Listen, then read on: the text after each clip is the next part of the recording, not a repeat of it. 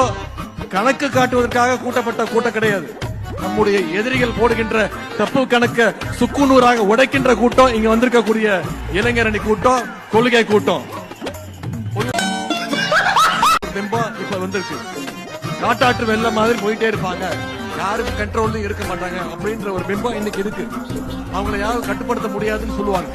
ஆனா நம்முடைய கழக இளைஞரணியினர் அப்படி கிடையாது. மிகுந்த கட்டுப்பாடு மிக்கவர்கள் என்பதற்கு இங்க கூடியிருக்கக்கூடிய இந்த கூட்டம் கட்டுப்பாடு இல்லாம இளைஞர்களை திரண்டாலும் அதனால யாருக்கும் எந்த பயனும் கிடையாது. அப்படிப்பட்ட கட்டுப்பாடு இல்லாத கூட்டத்தை வச்சுக்கிட்டு யாராலையும் எதையும் சாதிக்கவும் முடியாது. ஆனா உங்களை மாதிரி கட்டுப்பாடோடு இருக்கக்கூடிய இந்த கூட்டம், கொள்கை கூட்டம், கழகத்திற்கு மட்டுமல்ல இன்னைக்கு ஒட்டுமொத்த தமிழ்நாட்டுக்குமே. நாம் யாருக்கு என்ன தீங்கு செய்தோம்? நமக்கு மட்டும் ஏன் இப்படி எல்லாம் காதல்ங்கிறது ஒரு கொடியில் மலர்ந்த இரு மலர்கள் மாதிரி.